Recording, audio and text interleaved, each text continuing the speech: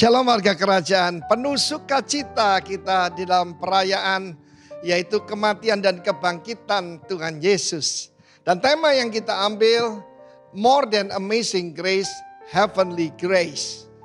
Karena itu mungkin kalau dikasih judul, saya berkhotbah tentang The God That Stooped Down, Tuhan yang membungkuk ke tanah. Kita melihat dalam Yohanes pasal ke-8, satu kisah yang menggambarkan siapa Tuhan dan Allah kita dan Raja kita itu. Seorang perempuan yang tertangkap basah berzina. Jadi bukan lagi kata orang, bukan karena konten porno, tetapi tertangkap dalam keadaan bukan tertangkap kering, tertangkap basah. Dilemparkan ke depan Yesus. Saya bayangkan dalam film The Passion itu.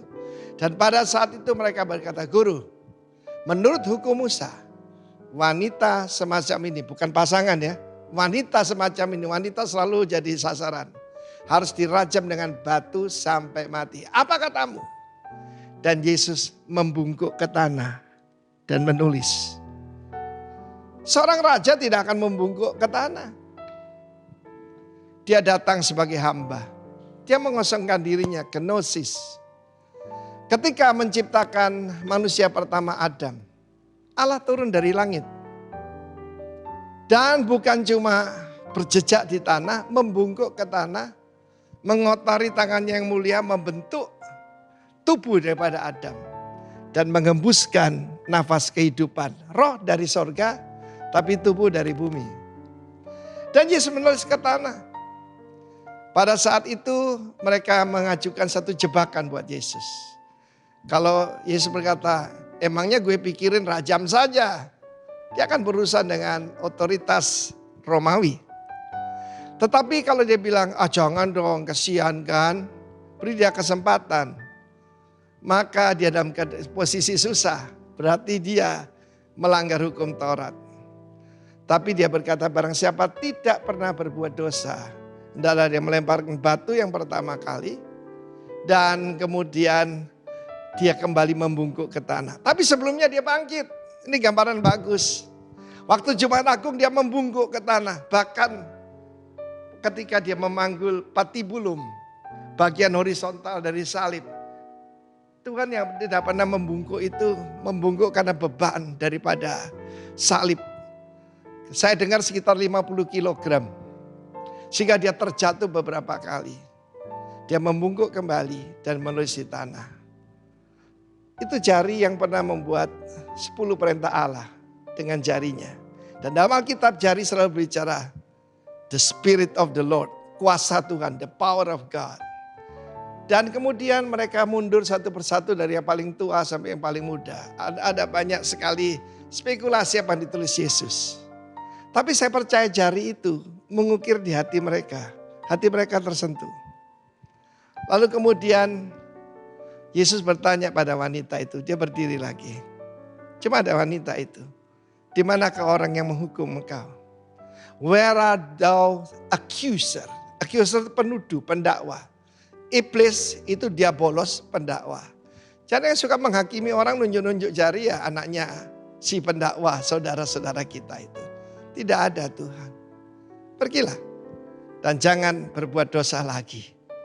Yesus datang bukan cuma ngampuni dosa, tapi menyelesaikan ketidakbenaran. Dan memberikan kita grace, yaitu anugerah untuk bisa tidak berbuat dosa. Yesus digoda dengan segala temptation, tapi tidak pernah jatuh kepada temptation ataupun rayuan. Kiranya kuasa yang sama bekerja pada kita. Heavenly grace, haleluya, amin. Hi Church, apa kabar Anda sekalian? Welcome to RSCC Online Service. So good to be back dan senang sekali bisa berjumpa dengan Anda kembali. Nah, sebelum kita mulai ibadah hari ini, ada beberapa informasi nih untuk Anda sekalian. Check this out.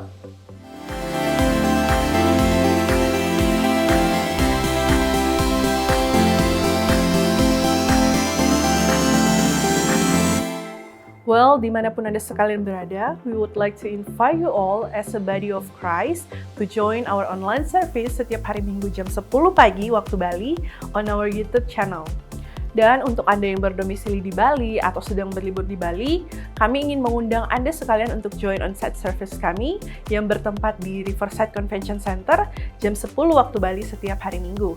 Kita juga punya ibadah Kids Church untuk anak berusia 3 sampai dengan 9 tahun yang bertempat juga di Rock Riverside Convention Center. Well, itulah beberapa informasi dari kami. Untuk Anda sekalian yang ingin tahu lebih lanjut mengenai Rock Riverside, seperti jadwal ibadah atau kegiatan, bisa cek our social media di bawah ini. And don't forget to subscribe our YouTube channel. Well, are you ready to praise and worship Jesus? So enjoy the service.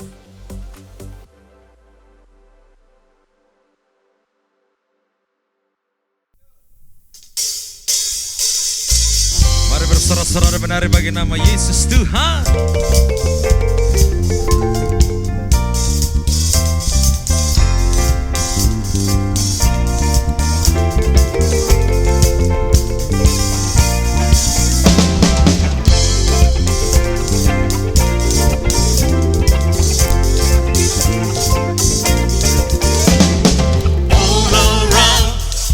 All around, everywhere I look, your love is all around, all around, all around. Everywhere I look, your love is all around, hey. All around, all around. Everywhere I look, your love is all around, all around, all around. Everywhere I look, your love is all around, hey.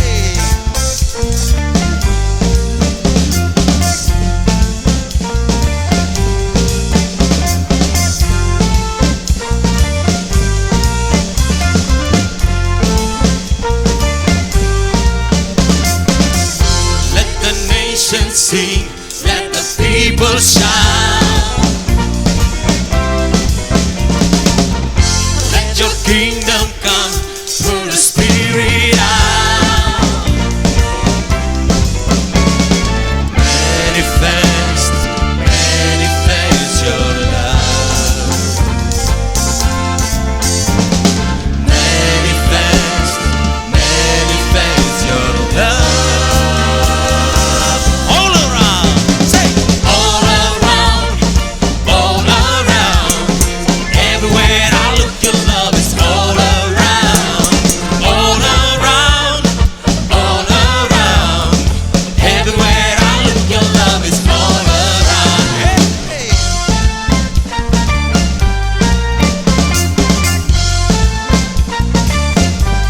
Let the nations sing. Let the nations sing. Let the people shout. Let your kingdom come through the Spirit out. Manifest, so manifest, manifest your love. Manifest, manifest your love. All around, all around. Everywhere I look, your love is all around, all around, all around. Everywhere I look, your love is all around. Say all around, all around.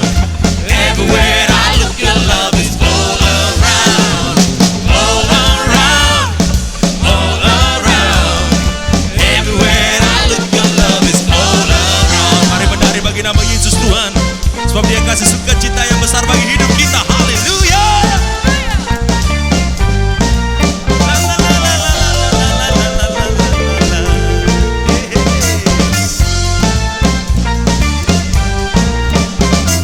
Dan ku kan menari di hadapan Rajaku, menari sambil memuji-Mu ku menari.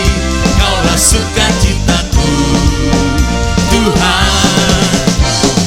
Dan ku kan menari di hadapan Rajaku, menari sambil memuji-Mu ku menari.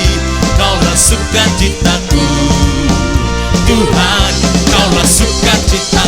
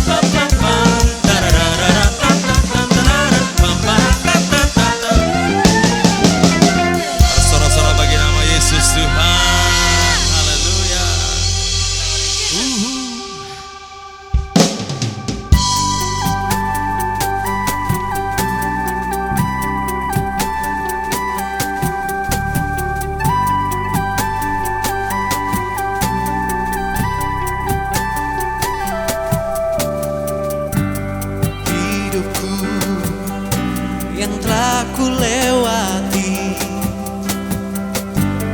tak lepas dari kasih-Mu. Nafas hidup yang baru, itu semua dari-Mu. Berkat demi berkat-Mu, Kau sediakan pada waktu-Mu. Semuanya Kau berikan bagi yang percaya. Terima kasih, terima kasih. Penyertaan-Mu sempurna dalamku, tak pernah ku kekurangan, sebab Kau Allah penyediaku. Ini aku punya ucapan syukur dari hatiku.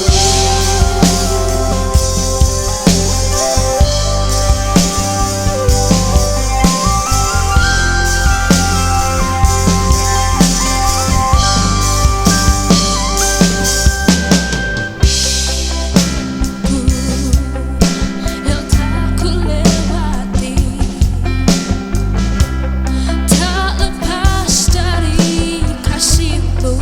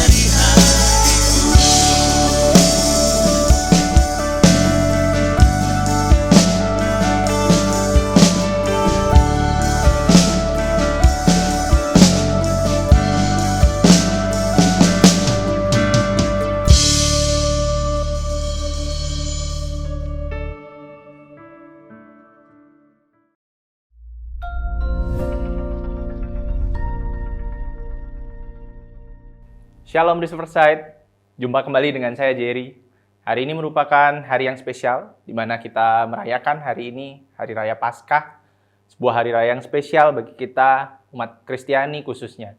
Ketika kita tahu bahwa hari ini Tuhan tidak hanya lahir ke dunia untuk menyelamatkan kita, tapi juga Tuhan berinisiatif untuk mati di atas kayu salib menanggung dosa kita.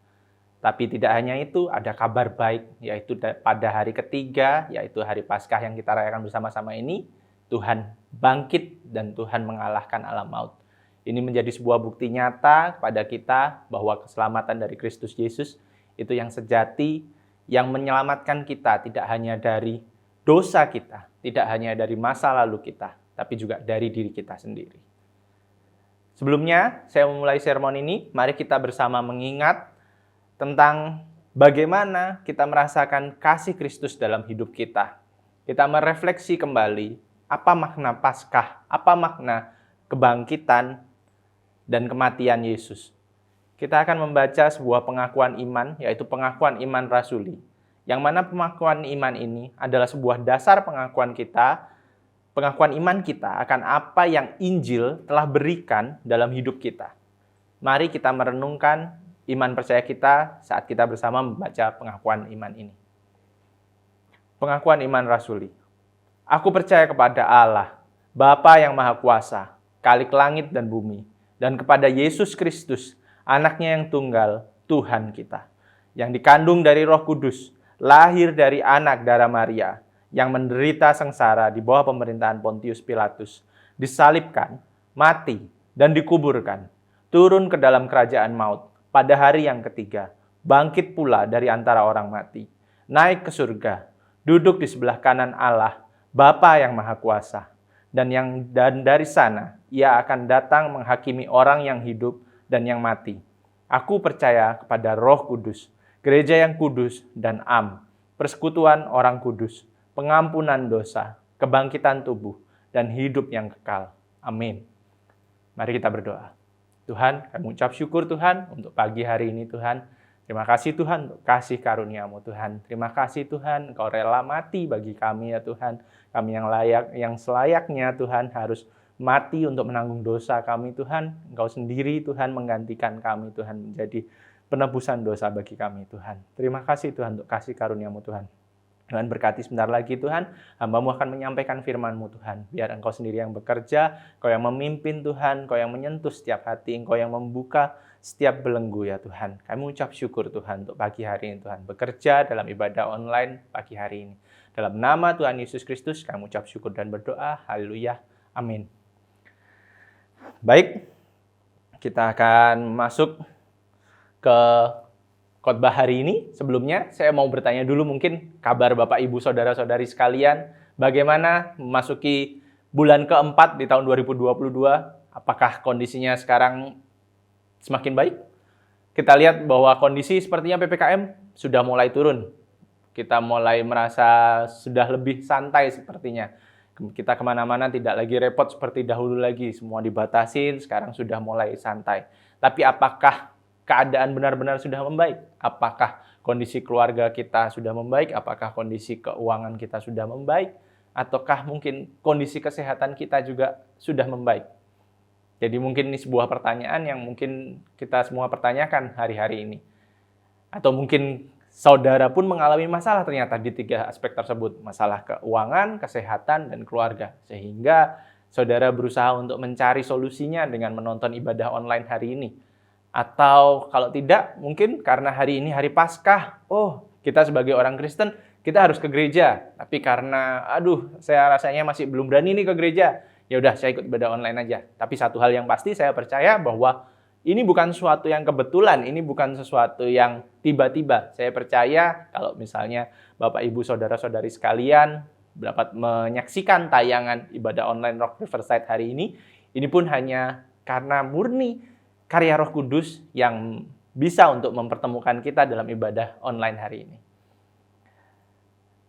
Saya mau memulai khotbah hari ini dengan sebuah judul, dengan sebuah tagline. Jadi di bulan April ini kita dari Gereja Rock Riverside kita mempunyai sebuah Judul atau tema khotbah besar yaitu mengupas dari sebuah buku, dari buku karangan Kyle Idleman yang berjudul Not a Fan. Jadi khotbah saya hari ini pun kalau misalnya Bapak Ibu Saudara-saudara sekalian bertanya, apa ya tema khotbahnya, apa judul khotbahnya, apa yang akan dibahas di sermon pagi hari ini. Jadi judul khotbahnya adalah Not a Fan dengan tagline-nya adalah By Faith Alone. Yang artinya kalau di bahasa Indonesia kan menjadi seperti ini.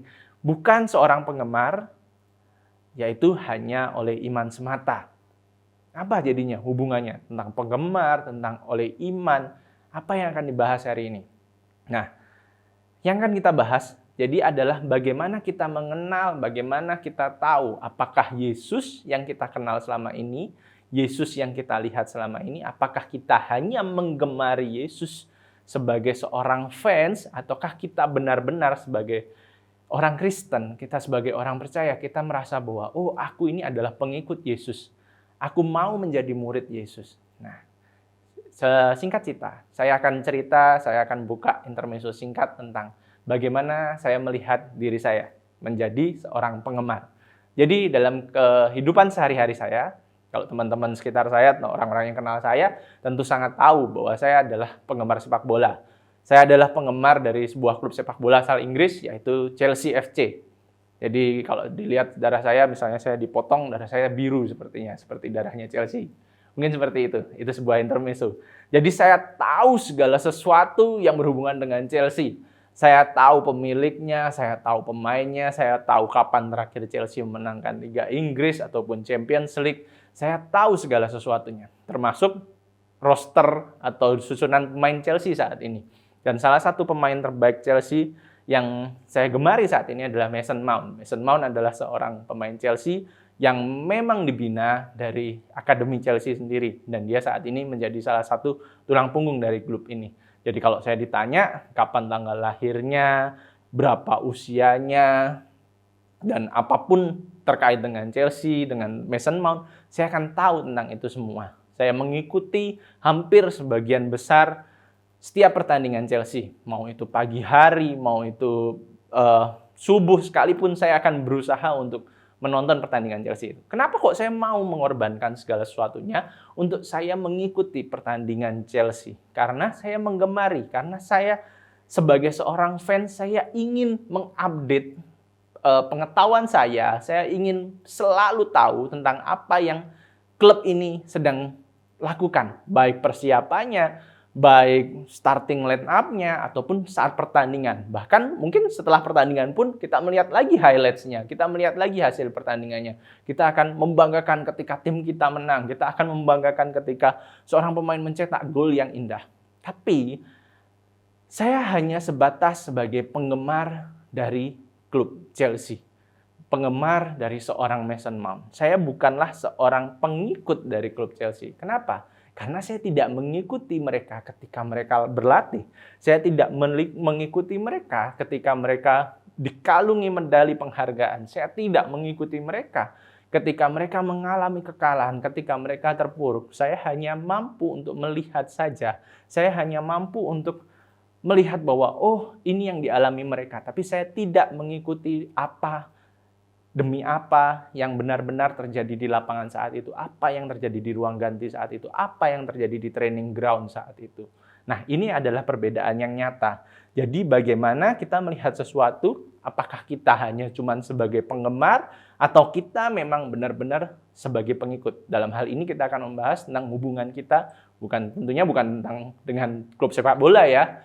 Jadi bagaimana hubungan kita dengan Tuhan yang kita sembah, yaitu Yesus Kristus. Nah, ini sebuah pertanyaan yang sangat bagus, yang merefleksi kita. Apalagi hari ini hari Paskah, jadi kita di sini harus menanyakan pada diri kita, apa makna dari kebangkitan Yesus bagi hidup kita? Apakah kita benar-benar mencintai Yesus? Apakah kita benar-benar mau menjadi pengikut Yesus? Ataukah kita melihat hanya Yesus sebagai seorang fans club? Kita melihat Yesus seperti Yesus yang versi yang kita inginkan. Kita melihat Yesus hanya sebagai jawaban dari masalah-masalah lahirnya kita, tanpa kita sadar bahwa Yesus adalah satu-satunya solusi, adalah satu-satunya harapan kita, tidak hanya dalam kehidupan ini, tapi juga dalam kematian. Nah, di sini saya akan melanjutkan sebuah pertanyaan yang sama mungkin dialami oleh seorang tokoh Alkitab. Tokoh Alkitab yang mungkin tidak terlalu banyak dibahas dalam Perjanjian Baru khususnya ya. Tokoh Alkitab ini kalau Bapak Ibu Saudara-saudari kenal bernama Nikodemus. Nikodemus ini secara garis besar hanya dibahas 3 kali saja di dalam Alkitab. Dan semuanya dibahas di kitab Yohanes. Kita akan membahas kisah dari Nikodemus ini dari Yohanes 3 ayat 1 sampai 21. Di mana kisah dalam perikop ini akan membahas percakapan yang terjadi antara Yesus dan Nikodemus. Jadi saya akan cerita sedikit bagaimana background dari Nikodemus ini. Nikodemus adalah seorang ahli agama pada saat itu. Nikodemus adalah pemimpin, bahkan pemimpin dari kelompoknya, yaitu dalam golongan Sanhedrin atau yang dikenal sebagai orang Farisi dan ahli Taurat. Jadi tentu saja Nikodemus ini bukan orang yang biasa-biasa. Nikodemus ini adalah seorang yang spesial, seorang yang punya kemampuan, punya intelektual sangat tinggi. Nah, dalam masa-masa tersebut Nikodemus ini bertanya-tanya dalam hidupnya, apakah Yesus ini memang benar Mesias yang diutus Allah untuk menyelamatkan manusia, menyelamatkan dunia ini? Ataukah Yesus ini hanyalah nabi seperti nabi-nabi sebelumnya yang datang dikirim Allah untuk mempertobatkan bangsa Israel? Melalui kisah Nikodemus, kita diingatkan kembali untuk mengkalibrasi hati kita. Apa yang dimaksud dengan kalibrasi hati? Mungkin saudara-saudari sekalian di tempat ini, ketika mendengar kata kalibrasi ini biasanya digunakan di mana ya? Kata kalibrasi tentunya digunakan pada alat-alat yang digunakan untuk mengukur sesuatu. Jadi alat ukur yang digunakan untuk mengukur sesuatu. Kata kalibrasi biasanya digunakan pada sebuah timbangan. Jadi bagaimana timbangan ini ketika dikalibrasi, timbangan ini harus bisa mengukur berat 1 kilo adalah benar-benar real 1 kilo. Kenapa kok sebuah alat harus dikalibrasi? Karena tentunya akan ada perubahan dari nilai ukur alat ini dengan pemakaian yang dilakukan hari lepas harinya. Contoh lainnya bisa jadi di SPBU. SPBU kita juga melihat seringkali ada tulisannya dikalibrasi tanggal sekian. Jadi dengan alat itu digunakan hari lepas hari secara terus-menerus, alat itu bisa saja bias. Alat itu bisa saja menunjukkan hasil yang salah. Nah, bagaimana dengan kita? Apakah kita manusia? Kita pun juga perlu dikalibrasi? Tentunya iya. Tentunya pastinya dan saya jamin hati kita pun harus dikalibrasi hari lepas hari. Kenapa? Karena banyak hal dalam hidup ini yang bisa membuat kita bias dari jalan-jalan Tuhan. Apa saja? Mungkin hal-hal yang negatif yang kita berpikir bahwa permasalahan hidupku. Mungkin bisa jadi bencana. Mungkin bisa jadi penyakit yang tak alamin. Sehingga saya merasa bahwa aku harus mencari jawabannya di luar Yesus. Yesus memang mungkin satu-satunya jawaban dalam hidupku. Tapi Yesus nggak kelihatan.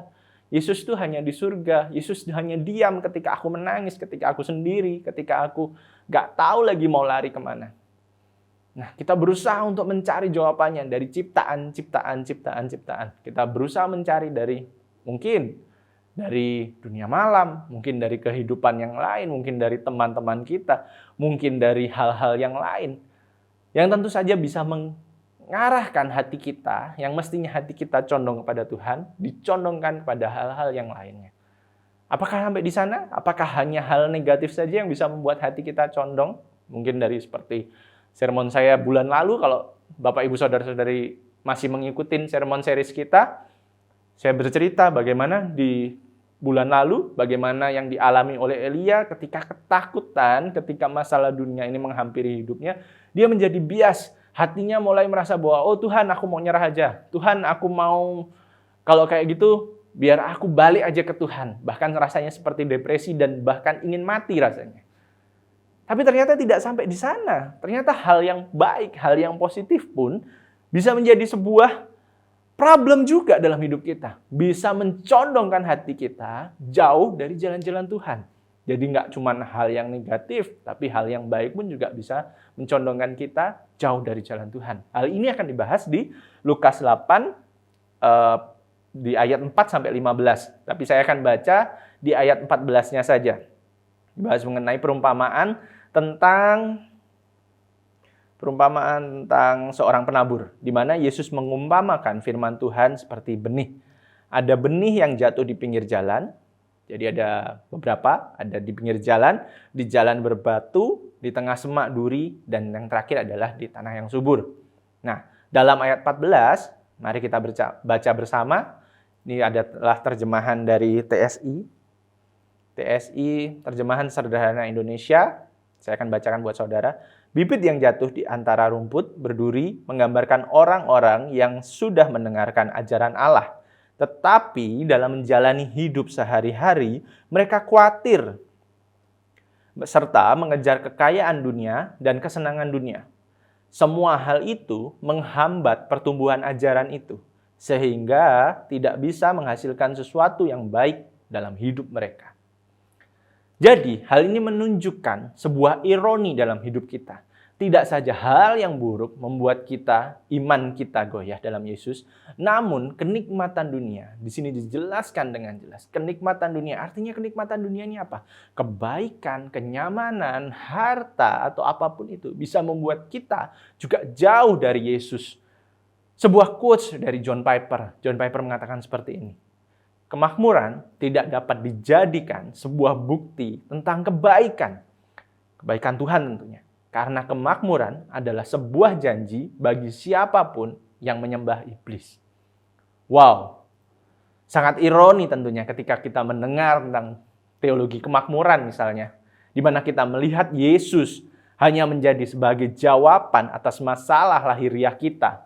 Mungkin kita berpikir bahwa dengan saya percaya ke Yesus, saya percaya kepada Tuhan, maka saya akan diberkati.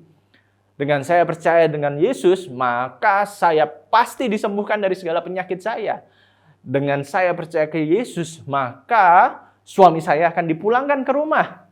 Atau mungkin keluarga saya aman, saya dijauhkan dari perceraian ataupun apapun itu. Apakah kita mulai membuat Yesus versi kita sendiri? Sangat ironi, sangat mengerikan sekali ketika kita melihat, kita semakin sadar bahwa ternyata kita bukan mau menjadi pengikut Yesus, tapi kita hanya menggemari mujizat-mujizat yang dikerjakan oleh Yesus. Kita hanya mau menjadi penggemar yang melihat tanda-tanda yang diberikan oleh Yesus. Padahal kita tahu bahwa tanda-tanda mujizat yang terjadi dalam hidup kita itu mengarahkan kita semestinya kepada Yesus sendiri. Bukan kita terfokus pada tanda itu. Bukan kita berhenti hanya di titik itu. Dalam sermon hari ini kita akan membahas 3 hal besar. Melalui perenungan kita akan kisah Nikodemus. Jadi ada 3 hal besar yang akan dibahas. Yang pertama adalah mengenai lahir baru. Yang kedua adalah hanya oleh iman saja. Dan yang ketiga, yang terakhir ditutup dengan aplikasi Injilnya. Baik, pagi ini kita akan melanjutkan. Jadi kita akan bahas tentang lahir baru. Lahir baru. Kita akan baca dari ayat 1 sampai dengan ayat ke-6. Adalah seorang Farisi yang bernama Nikodemus, seorang pemimpin agama Yahudi. Ia datang pada waktu malam kepada Yesus dan berkata, "Rabi, kami tahu bahwa engkau datang sebagai guru yang diutus Allah. Sebab tidak ada seorang pun yang dapat mengadakan tanda-tanda yang engkau adakan itu, jika Allah tidak menyertainya." Yesus menjawab katanya, "Aku berkata kepadamu, sesungguhnya jika seseorang tidak dilahirkan kembali, ia tidak dapat melihat kerajaan Allah." Kata Nikodemus kepadanya, "Bagaimana mungkin seorang dilahirkan kalau ia sudah tua? Dapatkah ia masuk kembali ke dalam rahim ibunya dan dilahirkan lagi?" Jawab Yesus, "Aku berkata kepadamu, sesungguhnya jika seseorang tidak dilahirkan dari air dan roh, ia tidak dapat masuk ke dalam kerajaan Allah. Apa yang dilahirkan dari daging adalah daging, dan apa yang dilahirkan dari roh adalah roh." Di sini dijelaskan bagaimana Nikodemus menghampiri Tuhan Yesus saat malam hari. Terdapat berbagai jurnal tentang hal ini. Ada yang mengatakan bahwa Nikodemus menemui Tuhan Yesus pada malam hari supaya tidak dilihat oleh golongannya, oleh kaumnya, bahwa Nikodemus ini ternyata hatinya mulai goyah. Orang-orang Farisi pada saat itu mempercayai Yesus ini hanya sebagai seorang guru, bahkan hanya sebagai seorang nabi yang dikirim. Tapi mereka pun juga banyak yang menentang Yesus. Mereka melihat bahwa Yesus ini adalah nabi, tapi nabi palsu. Dan yang dikerjakannya bukan dari Tuhan. Nah, sehingga ada pertentangan di sini. Apakah Nikodemus melihat ini benar-benar karena dia kerinduannya kepada Tuhan, tapi ada yang menganggap bahwa Nikodemus dengan ketakutannya, maka dari itu Nikodemus menghampiri Tuhan Yesus pada malam hari. Tapi ada juga jurnal lain yang mengatakan bahwa Nikodemus menemui Tuhan Yesus tidak pada siang hari tentunya, karena pada saat itu Yesus adalah seorang sosok, seorang pribadi yang sangat terkenal, yang sangat banyak penggemarnya. Sehingga kalau ditemuin pada siang hari, Nikodemus tidak akan bisa untuk berbicara, ngobrol secara hati ke hati untuk mendapatkan apa yang menjadi keresahan hatinya. Nah, tapi ini bukan suatu yang besar, suatu yang penting. Di balik semua alasan tersebut, kita bisa melihat di sini bahwa Nikodemus ternyata memiliki sebuah kerinduan untuk mengenal Yesus lebih dalam. Nah, dalam perjalanan hidup kita, mungkin kita pun merasakan hal yang sama dengan apa yang dialami Nikodemus. Mungkin selama ini kita adalah orang Kristen yang taat, yang bahkan sangat setia dalam menjalankan apa yang Yesus perintahkan dalam hidup kita. Namun sadarkah kita bahwa kita pun kadang taat kepada Yesus, kita pun juga harus bertobat hari lepas harinya. Kita adalah makhluk yang sudah rusak total, sehingga kita sadar bahwa kita memerlukan dan kita harus bertobat hari lepas hari. Kita merasa bahwa perbuatan baik kita merasa bahwa, oh, aku ini adalah suami yang baik, aku adalah seorang papa yang baik, aku adalah orang yang bertanggung jawab pada anakku. Atau mungkin kita berpikir bahwa, oh, aku ini adalah ibu yang baik, aku mengurus seluruh keluargaku, aku mengasihi anak-anakku, aku mengasihi keluargaku. Atau kita berpikir sebagai seorang anak muda saat ini, aku adalah seorang pekerja, aku seorang profesional yang bekerja dengan setia, aku bekerja dengan luar biasa, aku melakukan semua pekerjaanku dengan sangat baik. Nah, tapi bisa saja hal-hal yang baik ini, hal-hal yang indah ini, yang seakan-akan kita lihat bahwa hal-hal ini adalah untuk mempermuliakan Tuhan. Ketika kita melakukan semuanya itu dan kita membandingkannya dengan orang-orang yang lain, kita ngerasa bahwa, oh, kalau aku ini adalah suami yang baik, nah maka dari itu ada dia. Dia ini adalah suami yang gagal, suami yang tidak bisa membanggakan orang tuanya. Tidak bisa dibanggakan sebagai orang tua dalam keluarganya. Dia adalah suami yang tidak bisa menjadi panutan dalam keluarganya. Misalnya kayak yang tadi, kisahnya ibu ini. Ketika ibu ini melihat bahwa aku adalah ibu yang baik, dan dia membandingkan dengan, tetanggaku ini, ternyata dia itu suka ngegosip. Dia ini menghabiskan waktunya hanya dengan hal-hal yang sia-sia. Dia tidak seperti aku. Kita ternyata ketika membanding-bandingkan dengan hal itu, ternyata ada sebuah kemunafikan dalam hidup kita. Ada sebuah hati yang harus dikalibrasi ulang.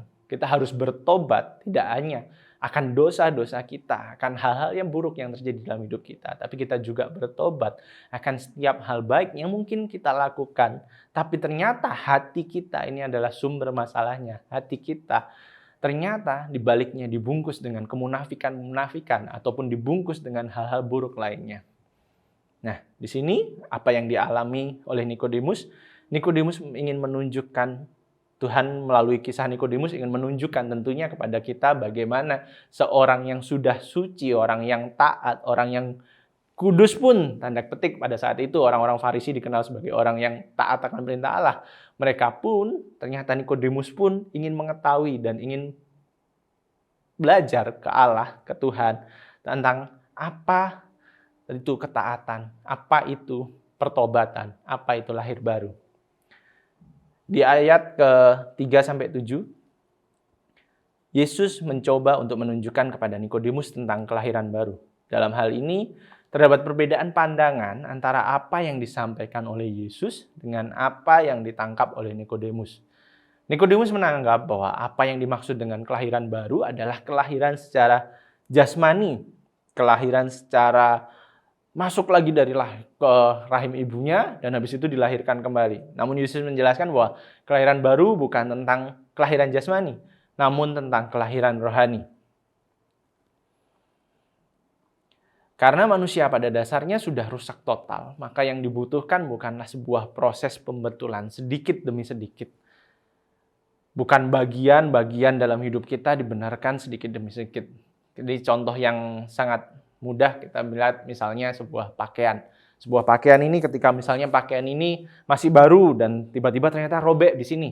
Mungkin saja masih bisa ditambal atau mungkin bisa dijahit lagi. Tapi ketika pakaian ini sudah rusak total, sudah istilahnya sudah usang, sudah memet, sehingga ketika misalnya dia robek dan dijahit, efeknya ketika dijahit itu akan membuat rusaknya lebih parah, lebih besar. Sehingga yang harus dilakukan adalah pakaian itu harus diganti dengan pakaian yang baru.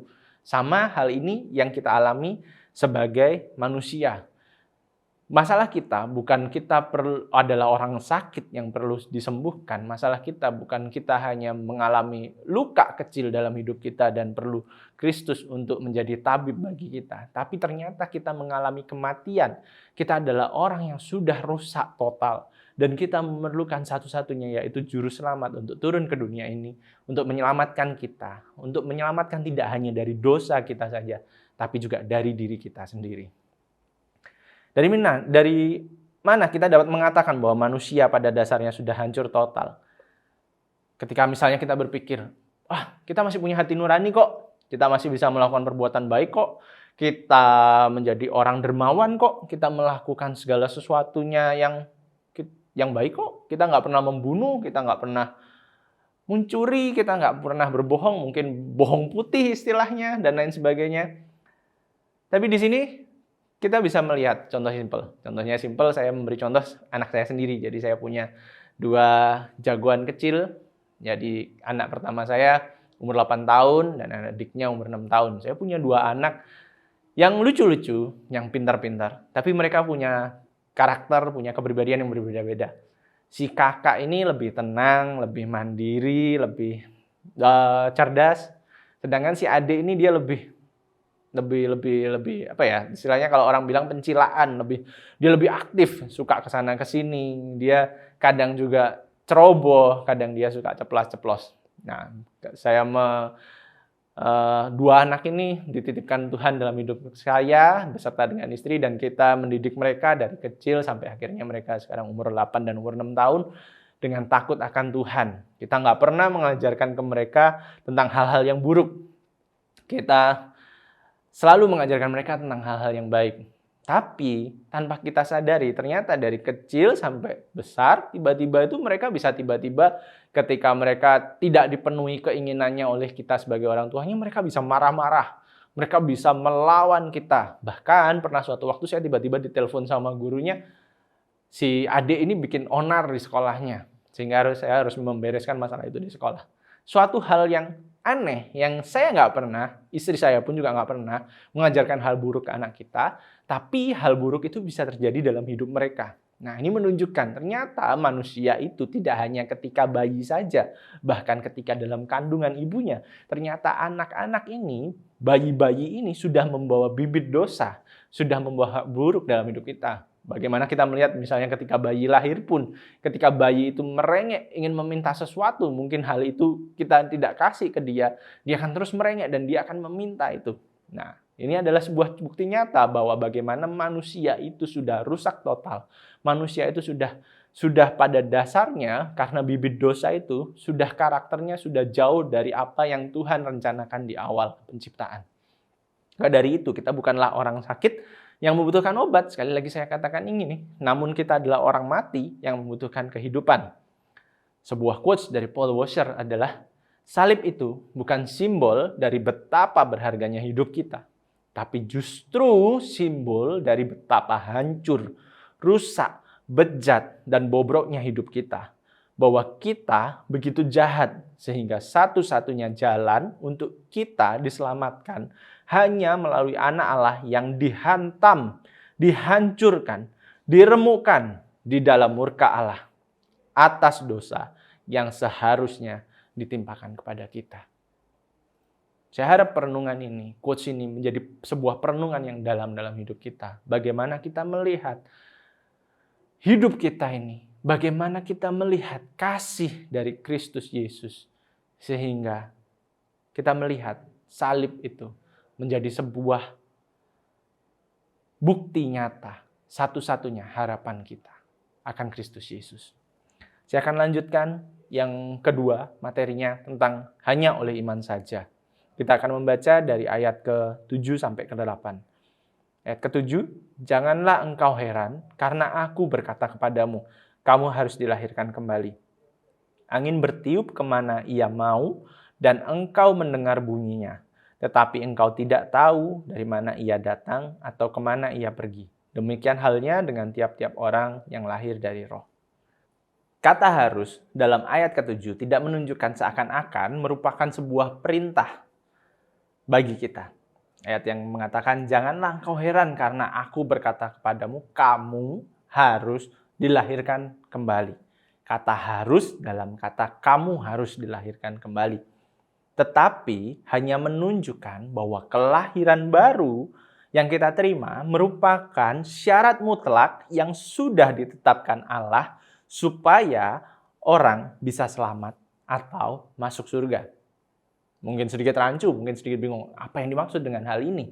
Contohnya adalah seperti ini, kata-kata seperti ini. Kata-kata untuk menjadi tentara, kita harus memiliki tinggi minimal 170 cm.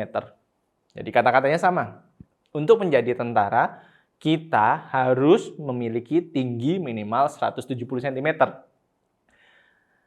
Nah, di sini hal ini tentu tidak memerintahkan orang untuk tingginya menjadi 170 cm.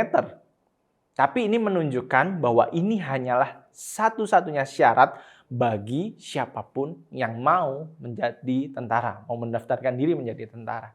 Nah, disinilah penekanan yang harus diperhatikan. Sehingga kita sadar bahwa kelahiran baru yang terjadi dalam hidup kita itu adalah murni pekerjaan Roh Kudus.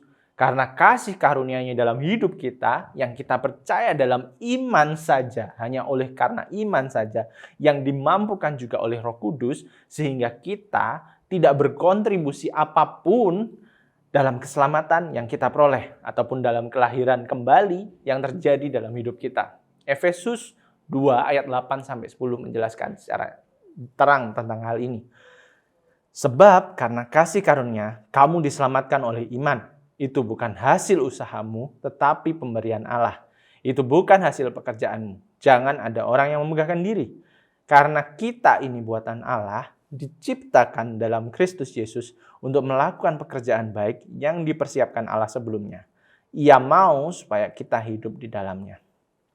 Sebuah quotes dari Martin Luther, Tuhan tidak pernah memberikan anugerah keselamatannya dan hidup kekal kepada siapapun sebagai upah.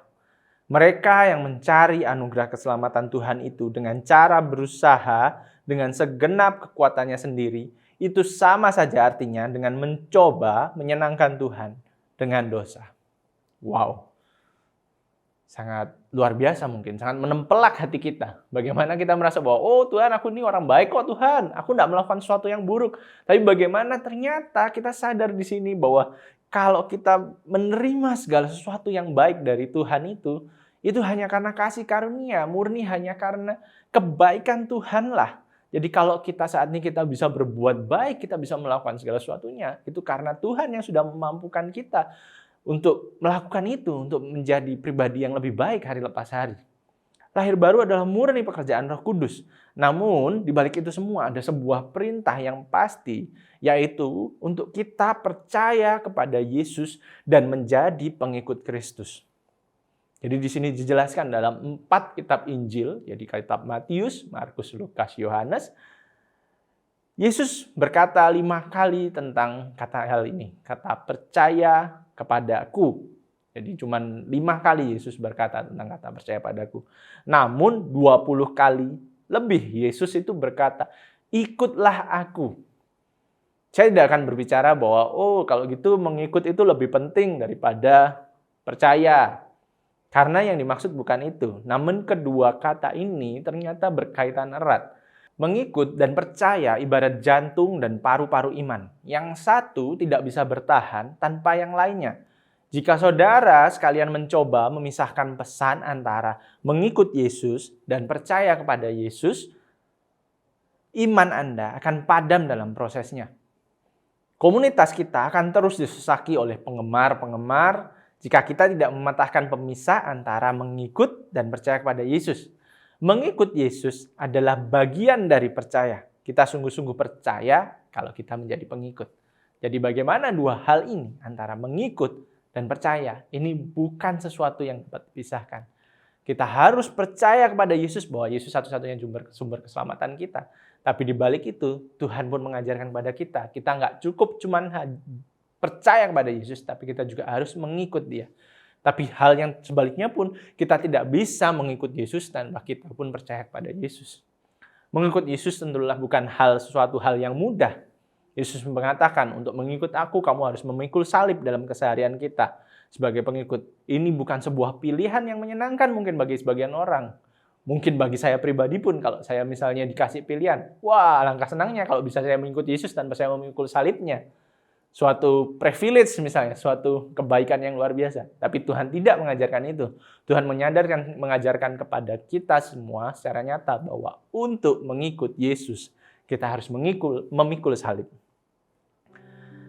Banyak dari kita mungkin yang akan berpikir, apa lebih baik kalau gitu aku hanya sebagai penggemar saja yang mencari atau bahkan membuat Yesus versi kita.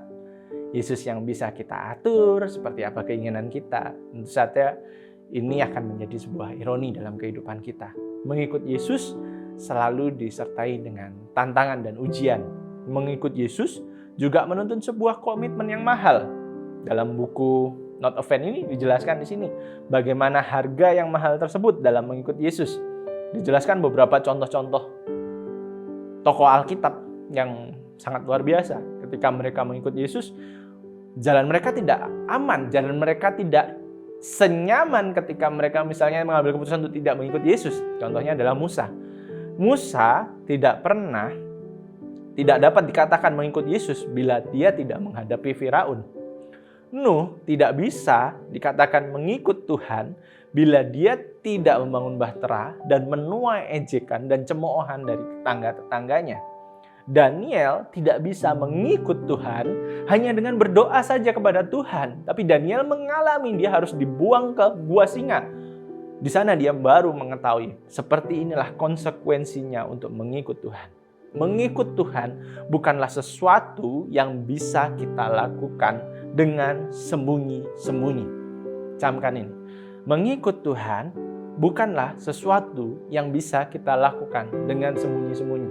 Tetapi mengikut Tuhan membutuhkan komitmen 24 jam sehari yang akan mengusik tidak hanya kehidupan kita, tapi juga kenyamanan kita. Jadi, jikalau ada orang yang berkhotbah atau menginjili Bapak, Ibu, Saudara-saudari sekalian, melewatkan hal tentang komitmen tersebut atau mungkin lupa menyebutkan tentang komitmen tersebut saat ia menjelaskan arti dari menjadi Kristen, arti dari menjadi pengikut Yesus, izinkan saya saat ini untuk memperjelasnya. Tidak ada pengampunan tanpa pertobatan. Tidak ada keselamatan tanpa penyerahan diri. Tidak ada hidup tanpa kematian. Dan yang terakhir, tidak ada iman tanpa komitmen. Baik, saya akan lanjut. Dan mungkin beberapa saat lagi saya akan menutup firman ini dengan aplikasi Injilnya. Dari apa yang sudah kita pelajari dari kisah Nikodemus ini. Lalu dari kisah Nikodemus, kita dapat melihat bagaimana Kristus bekerja dalam hidup Nikodemus dan mengubah Nikodemus yang lama menjadi Nikodemus yang baru. Dikatakan di sana, sama seperti angin, tidak bisa ditahan di ayat 8. Demikian juga pekerjaan Roh Kudus dalam melahir barukan hidup seseorang. Kita tidak bisa dan kita tidak tahu siapapun orang itu. Tapi kita percaya satu hal, bahwa kalau seseorang bisa lahir baru, seseorang bisa diselamatkan, itu murni hanya karena pekerjaan Roh Kudus saja yang penuh kasih dalam hidup kita. Hal itu tidak bisa dibendung dan tentunya itu sebuah ucapan syukur juga kalau saat ini kita bisa diperkenalkan. Kita nggak cuman dipanggil untuk menjadi penggemar, tapi kita juga dipanggil untuk menjadi pengikut Yesus. Maka dari itu, Gospel Connection yang pertama, saya akan menjelaskan tentang perjumpaan yang mengubahkan. Perjumpaan yang dialami Nikodemus mengubah keyakinan Nikodemus akan Yesus. Nikodemus tidak hanya menjadi penggemar rahasia yang menemui Yesus pada saat malam, namun akhirnya Nikodemus menjadi pengikut Yesus. Secara garis besar, nama Nikodemus itu hanya dibahas 3 kali dalam Alkitab, khususnya dalam kitab Yohanes, yaitu di Yohanes 3 tentang bagaimana Nikodemus bercakap-cakap dengan Tuhan di malam hari itu. Tapi itu adalah sebuah permulaan yang mengubahkan Nikodemus. Dan yang kedua dibahas di Yohanes 7, di mana di Yohanes 7 ini Nikodemus berusaha membela Yesus ketika waktu itu orang-orang Farisi dan ahli Taurat hendak untuk menghukum Yesus. Hendak untuk pada saat waktu itu mereka hendak menyerang Yesus. Tapi Nikodemus berusaha untuk membela Yesus. Dan yang ketiga yang dibahas di Yohanes 19. Saat Nikodemus adalah satu-satunya orang bahkan mungkin yang saat itu muridnya semua meninggalkan dia. Nikodemus adalah salah satu orang yang ikut dalam setelah Yesus disalibkan, Nikodemus membantu untuk menguburkan Yesus secara layak. Pada saat itu mendekati Paskah dan semua orang sudah meninggalkan tempat itu, dan Nikodemus berusaha untuk minta kepada Pontius Pilatus untuk menurunkan jenazah Yesus dan menguburkan Yesus secara layak. Jadi hanya 3 saja yang dibahas kisah tentang Nikodemus. Tapi menurut data sejarah, data dari bapak-bapak gereja kita menunjukkan bahwa ternyata kisah dari Nikodemus tidak berhenti di sana. Nikodemus benar-benar bertobat, Nikodemus benar-benar menjadi pengikut Yesus, dan akhirnya Nikodemus tercatat sebagai seorang martir yang mati membela imannya di abad pertama. Sebuah perubahan yang mengubahkan. Yang kedua adalah buah dari pertobatan kita, perubahan hati kita dari penggemar menjadi pengikut akan menghasilkan 3 hal, yaitu yang pertama, ketaatan. Seorang yang hanya menjadi penggemar Kristus mungkin akan terlihat fanatik di depan, terlihat begitu berapi-api, begitu semangat membicarakan Yesus atau menunjukkan kegiatan-kegiatan rohaninya. Tetapi bukti yang nyata apakah ia benar-benar menjadi pengikut Yesus adalah ketaatan yang muncul dalam hidupnya.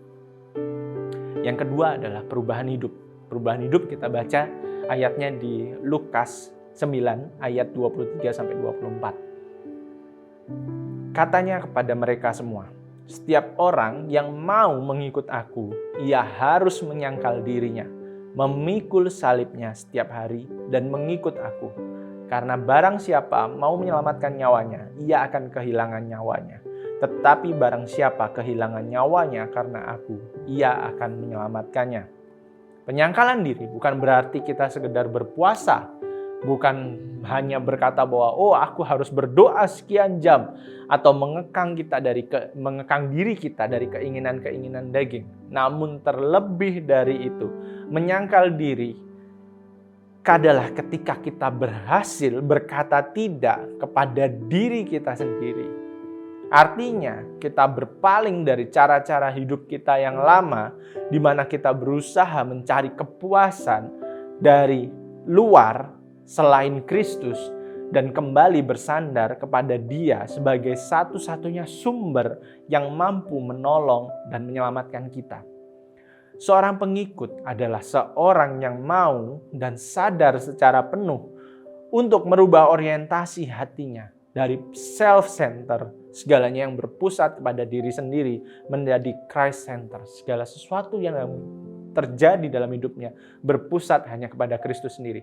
Karena sadar bahwa kepenuhan kita yang sejati hanya kita dapatkan dalam Kristus Yesus. Bahkan terlebih dari itu, Yesus tidak saja menyelamatkan kita dari dosa-dosa kita, namun juga menyelamatkan kita dari diri kita sendiri. Karena diri kita sendirilah ternyata sumber segala masalah tersebut. Dan yang ketiga, pertumbuhan rohani. Setelah kita taat dan setelah kita dibenarkan dan akhirnya kita mampu untuk dirubahkan, hati kita dirubahkan oleh karya Roh Kudus dalam hidup kita. Dari sini kita tahu sebagai ucapan syukur kita, maka kita tidak hanya stuck di sana, kita tidak hanya berhenti di sana. Kita dibenarkan, kita dimurnikan, dan suatu saat kita akan sama-sama dimuliakan bersama-sama dengan Kristus di surga. Dalam perjalanannya itu ada fase pemurnian. Dalam fase pemurnian ini kita pun juga akan bertumbuh. Dalam pertumbuhan ini kita akan melihat bagaimana buah-buah roh itu semakin matang muncul dalam hidup kita. Kita tidak hanya dipanggil untuk kebaikan kita sendiri. Kita tidak hanya dipanggil untuk perubahan hati kita sendiri. Tapi bagaimana kita juga dipanggil untuk memuridkan segala bangsa. Memuridkan orang-orang di sekitar kita. Kita tidak hanya dipanggil untuk menerima keselamatan itu sendiri, tapi bagaimana kita membagikan keselamatan yang kita peroleh itu kepada semua orang. Karena inilah bukti kasih kita, bukti ucapan syukur kita atas apa yang telah kita terima dari Kristus Yesus itu sendiri. Dan yang terakhir saya akan tutup dengan poin yang ketiga, not a fan. Berbeda dengan seorang fans atau penggemar. Seorang pengikut atau murid mengikuti apa yang dilakukan gurunya. Bukan hanya memuja dan bersorak di barisan penonton, melainkan pengikut mengikuti cara hidup gurunya, cara mengasihinya, cara berdoanya, cara meneladani semangatnya. Semuanya dilakukan sebagai seorang murid. Bagaimana terjadi keserupaan antara murid dengan gurunya. Kebanyakan orang yang diidolakan tidak mengenal dekat dengan fansnya. Jadi misalnya sebentar lagi akan ada konser Justin Bieber di Jakarta. Justin Bieber tentu saja mungkin nggak akan kenal sama beliebersnya di bawah. Tapi bagaimana Kristus ini berbeda. Kristus adalah seorang idola, seorang yang dibanggakan. Tapi Kristus juga tahu kehidupan kita. Kristus tahu pergumulan kita. Kristus tahu masa-masa tersulit dalam hidup kita. Kristus tahu setiap air mata kita. Dijelaskan di sini di Mazmur 139 ayat 16. Mazmur 139 ayat 16 BIMK. Engkau melihat aku waktu aku masih dalam kandungan. Semuanya tercatat di dalam bukumu. Hari-harinya sudah ditentukan sebelum satu pun mulai. Yesus juga telah melakukan segalanya terlebih dahulu. Yesus sudah menyangkal dirinya dan memikul salib supaya hubungan kita dengan Tuhan tidak hanya sebatas idola dan fans, tapi sedekat anak dan bapa. Saya akan menutup dengan sebuah ayat yang sangat terkenal, dan ternyata ayat ini pun adalah salah satu perkataan Yesus dalam perbincangannya di malam tersebut bersama dengan Nikodemus. Mari kita baca bersama di Yohanes 3 ayat 16. Karena begitu besar kasih Allah akan dunia ini, sehingga ia telah mengaruniakan anaknya yang tunggal, supaya setiap orang yang percaya kepadanya tidak binasa, melainkan beroleh hidup yang kekal. Sedalam itulah kasih Bapa dalam hidup kita. Yesus turun ke dunia mencari yang terhilang dan membawa kita kembali kepada Allah. Sebuah quotes dari Matt Chandler, bukan kita yang menemukan Yesus, tetapi Dia yang menemukan kita. Bukan Dia yang terhilang, tapi justru kita. Baik, mungkin khotbah saya hari ini berhenti di sini, tapi saya percaya Roh Kudus akan bekerja dalam hidup kita masing-masing, dan saya percaya dengan kita sudah dipilih, kita sudah lahir baru, dan kita sadar di sini bahwa Tuhan memanggil kita bukan hanya untuk menjadi penggemarnya saja, tapi Tuhan Yesus memanggil kita untuk menjadi pengikutnya. Kita tutup dalam doa. Tuhan Yesus, kami mengucap syukur untuk kebaikan-Mu Tuhan. Kami mengucap syukur Tuhan, kalau tahun ini kami dapat bisa merayakan Paskah ini Tuhan, bersama orang-orang tercinta kami Tuhan. Atau mungkin saat ini kami merayakan Paskah Tuhan dalam kesendirian kami Tuhan. Tapi kami percaya satu hal Tuhan, kalau Engkau sendiri yang bekerja dalam hidup kami Tuhan. Engkau Allah yang sama Tuhan, dahulu, sekarang, sampai selamanya Tuhan. Dan kami percaya Tuhan bahwa keselamatan yang kami peroleh Tuhan, penebusan yang daripadamu Tuhan, sudah menebus masa lalu kami, sudah menebus kami saat ini, dan sudah menebus masa depan kami Tuhan. Kami mengucap syukur Tuhan untuk segala sesuatunya Tuhan. Terima kasih Tuhan untuk kebaikan-Mu Tuhan. Kalau saat ini kami Tuhan, Kau tegur Tuhan. Saat ini kami Engkau sadarkan Tuhan untuk mengkalibrasi hati kami Tuhan. Kami tahu Tuhan, ini semuanya Tuhan hanya untuk mempermuliakan nama-Mu Tuhan. Ampuni setiap dosa, ampuni setiap kesalahan kami Tuhan. Tuhan kami tahu Tuhan, mungkin di depan kami masih banyak masalah, masih banyak ujian yang akan kami hadapi Tuhan. Tapi kami tahu Tuhan, ketika kami mengikut Engkau Tuhan, mungkin kami memang akan memikul salib itu Tuhan. Dan kami memang benar-benar memikul salib itu Tuhan. Tapi kami percaya satu hal, kami memikulnya tidak sendirian Tuhan. Tapi Engkau sudah terlebih dahulu memikulnya bagi kami Tuhan.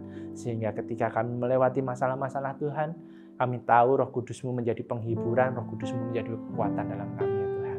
Kami mengucap syukur Tuhan untuk pagi hari ini. Bekerja lebih lagi dalam hidup kami. Dalam nama Tuhan Yesus Kristus kami berdoa. Haleluya. Amin. Oke, God bless you. See you. Thank you for the word of God yang sudah disampaikan oleh Pastor Jerry Hartanto. Tentu kita semua sangat diberkati. And also, we thank you untuk semua yang sudah join online service kami. Anda semua bisa membagikan video kami untuk teman-teman yang di luar sana, agar kabar baik ini bisa menjadi berkat bagi orang lain. Happy Sunday, see you next week, and God bless you all.